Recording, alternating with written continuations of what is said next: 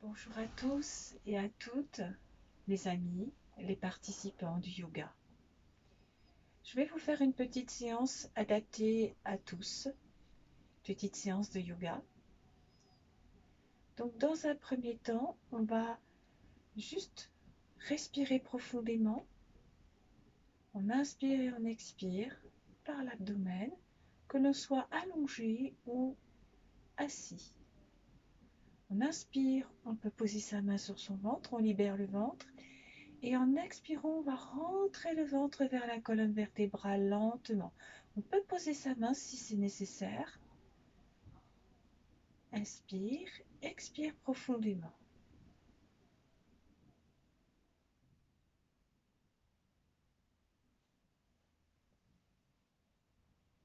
Alors ça, on le fait quelques instants. Et après, on va s'étirer profondément, que l'on soit assis ou couché. On s'étire bien profondément, on étire les jambes. Fait de profonds étirements et je vais me placer en tailleur de profil. Et on va poser les mains sur les genoux, on va travailler la colonne vertébrale. Cette position-là permet de ne pas trop solliciter les lombaires. On inspire, on va ainsi creuser le dos en essayant de solliciter toute la colonne vertébrale. En expirant, on arrondit le dos et on travaille ainsi ce dos, cette colonne vertébrale. On inspire et puis on expire profondément.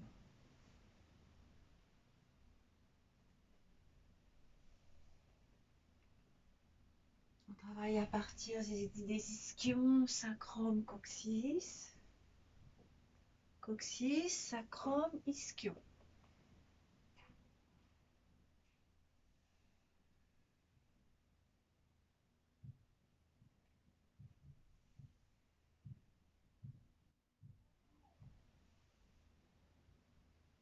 Et ensuite, nous pratiquons 2 profondes respirations détente.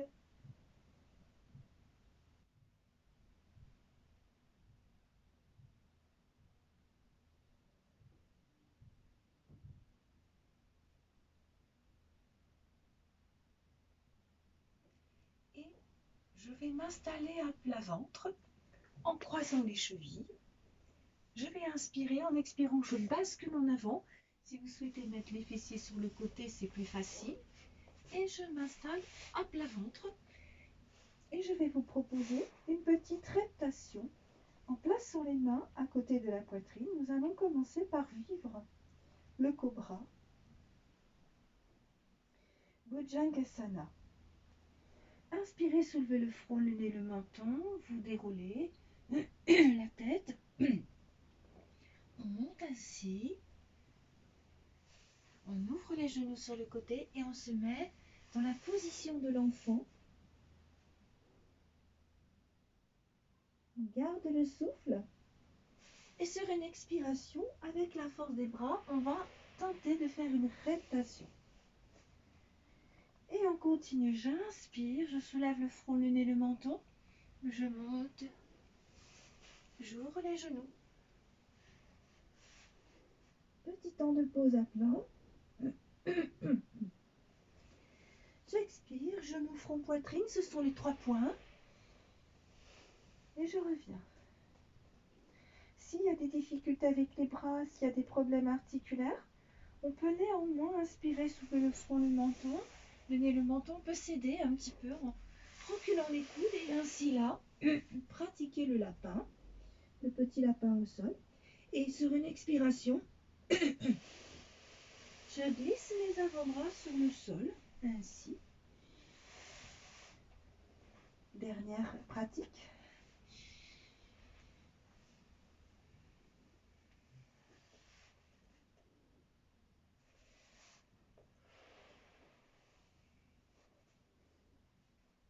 Ensuite, j'inspire, je soulève le front, le nez, le menton. Je monte un petit peu en cobra et je me mets dans la position du chat. J'inspire, j'expire, je reviens dans la posture du diamant, Vajrasana.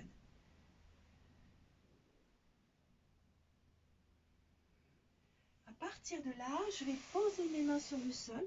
Je reviens dans la position du chat. Bien sûr, quand je suis en Vajrasana, je prends le temps, donc position du diamant, je prends le temps de respirer quelques instants avant de reprendre.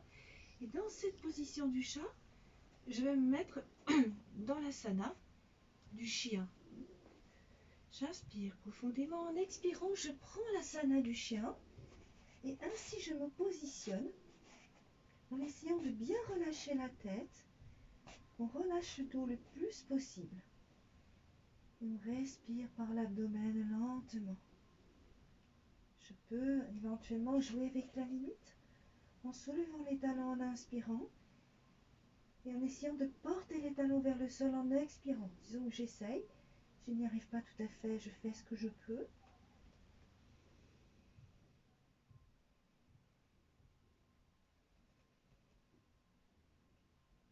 Ensuite, j'inspire profondément.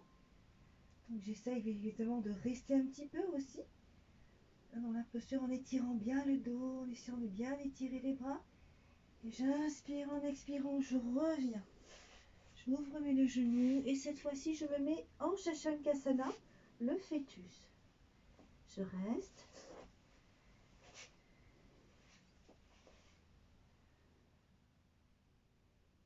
Ensuite je reviens, j'inspire.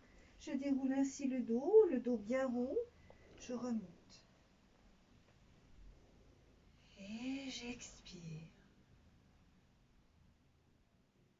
Je prends une assise maintenant, en tailleur.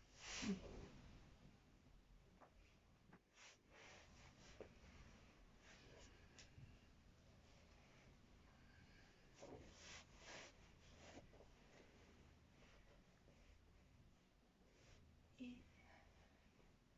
je vais vivre l'asana du chandelier selon possibilité. Donc j'inspire, paume des mains tournées vers le ciel, j'expire.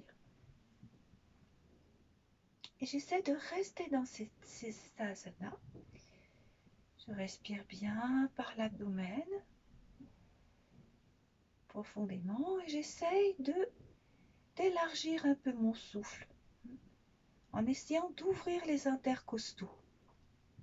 Si vraiment il y a des problèmes de tendons ou de capsulite, je peux baisser un peu éventuellement les bras si ça demande beaucoup trop. Sinon, je reste en chandelier, je respire quelques instants. Et puis je vais inspirer. En expirant, je vais tourner la tête vers la droite, je regarde ma main droite. J'inspire profondément. Je reviens en expirant. J'inspire. J'expire, je tourne la tête de l'autre côté. J'inspire. Je reviens, j'expire. Ensuite, je peux le faire à paume vide. J'inspire profondément, j'expire. Et c'est à paume vide que je tourne ma tête vers la droite. J'inspire. J'expire et je reviens de face à paume vide. J'inspire. J'expire. Et c'est à paume vide que je me tourne du côté gauche, tourne ma tête, j'inspire. J'expire et je reviens. J'inspire, j'ouvre les bras sur le côté. Je relâche bien les épaules et je reviens sur une expiration. En général, avec cette petite pratique, on est prêt à méditer, faire un petit temps méditatif avec le son des bols que je vais faire résonner quelques instants.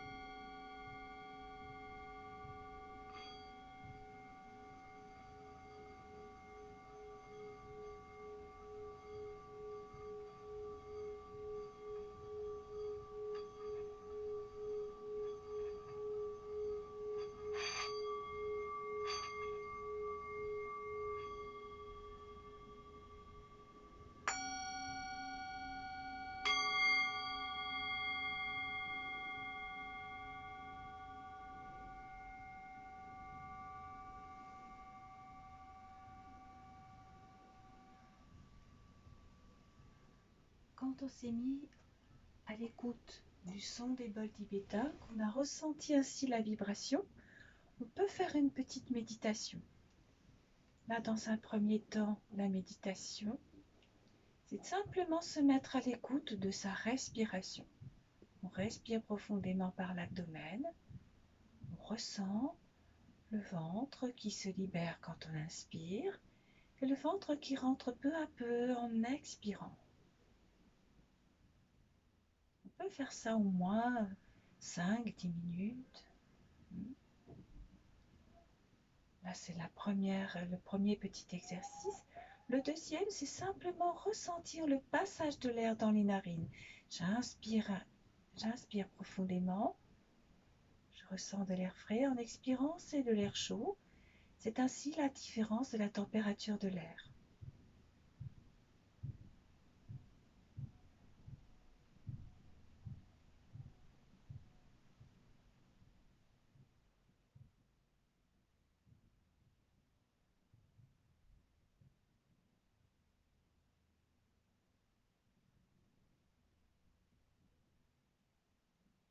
Ensuite, cet air expiré, je vais essayer de l'envoyer, donc c'est ce souffle que j'envoie vers le bas-ventre, vers le bassin, vers la terre. J'essaie de prolonger ce souffle vers le sol, vers le bas du corps.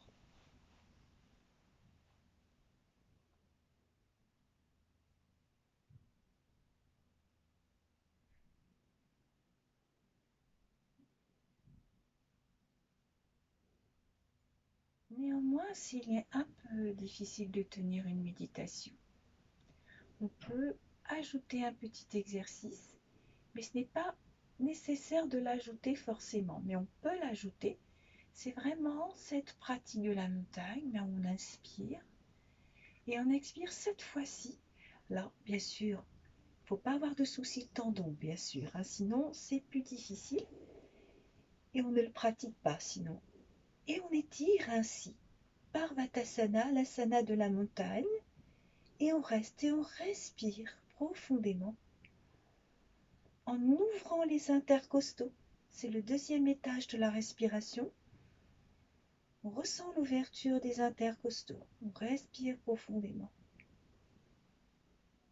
Alors bien sûr, on peut tenir le temps qui nous convient. Et j'inspire, j'ouvre. Petite pause à plein et je reviens en expirant. Et la dernière pratique, c'est d'avoir un dos bien aligné.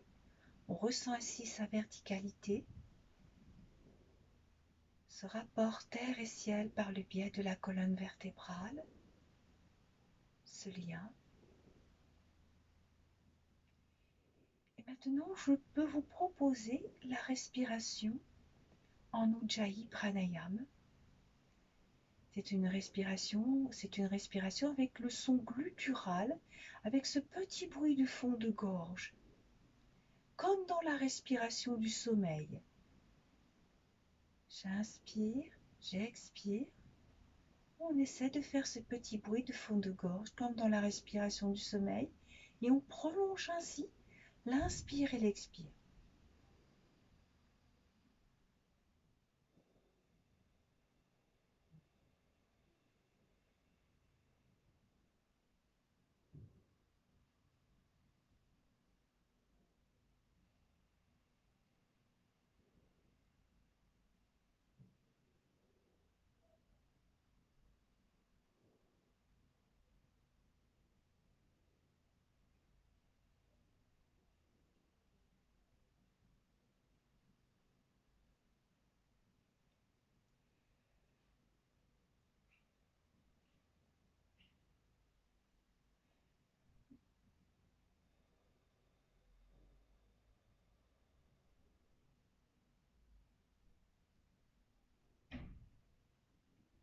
Maintenant, je vais là arrêter la séance.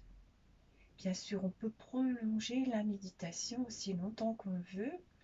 On peut prolonger d'un quart d'heure, de 20 minutes ou de 30 minutes, bien sûr. Alors Alors, c'est une petite séance de yoga que je vous ai présentée. Voilà, c'est dans un endroit très spartiate parce que je n'ai pas trop de place. Et donc, voilà, à tous les amis de Aulnay, Gagny, Fontenay-sous-Bois, Rosny-sous-Bois, Vincennes. Voilà, j'espère que vous aurez la possibilité de recevoir cette petite vidéo. Eh bien, merci beaucoup et namasté.